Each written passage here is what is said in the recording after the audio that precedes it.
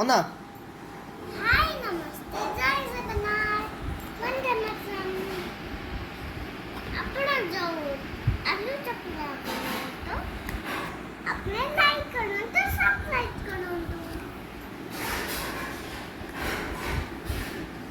ତାପରେ ମାଟା तापरे ଆଳୁ ଚକୁଡ଼ା ବନେଇବା ପାଇଁ କି କ'ଣ କ'ଣ ସାମଗ୍ରୀ ଦରକାର? किए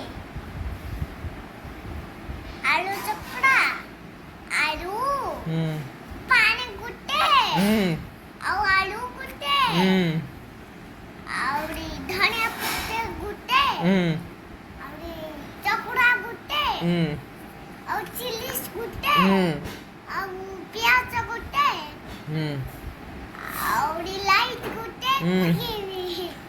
ଆଉ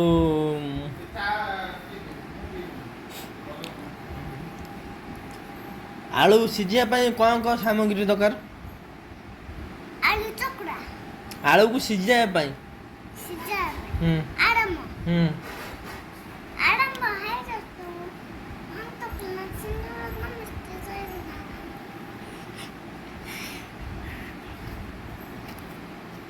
କିଛି ବାଉଲରେ ପାଣି ଆଣ ଆଳୁ ଗୋଟେ ପକାଅ କୁହ ଆଳୁ ଗୁଟେ ପକାଅ କିଛି ପାଣି ଦିଅ ପାଣି ଦେଇ ସାରିଲା ପରେ ଅଧଘଣ୍ଟା ପରେ 15 ମିନିଟ୍ ପରେ ଆଳୁ ସିଟି ମାରିଦେବ।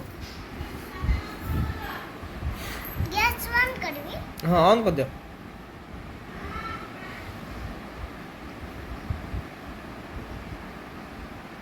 ହାଇ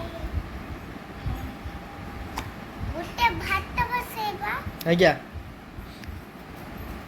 ପାଣି ଗୁଟେ ପକାଇବା ହୁଁ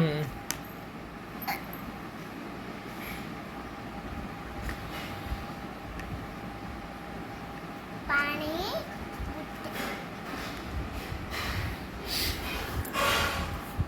ପାଣି ଗୁଟେ ପକାଇବା ହୁଁ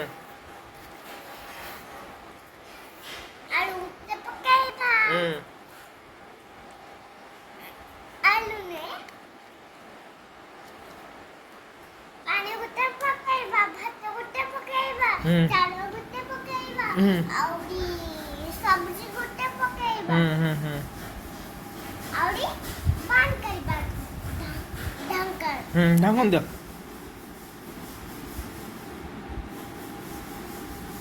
ବାସ୍ ଚାଲ ଶୋଇ ପଡ଼ିବା ହଁ ମୁଁ କଣ ଲକ୍ଷ୍ମୀ ଘଣ୍ଟ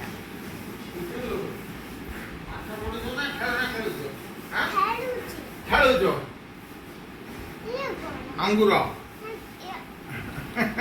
ଆଙ୍ଗ ଦେଖ ଛୁଆଟା ଗୋଟେ ଦିଅ ଅଛି ଛୁଆ ବା ଖାଉଥିବ କାଇଁ ଏଠି ନା ତମେ ପାଠ ନ ପଢି ଖେଳୁଛ ହଁ ନା ଯା ପଳା ସେ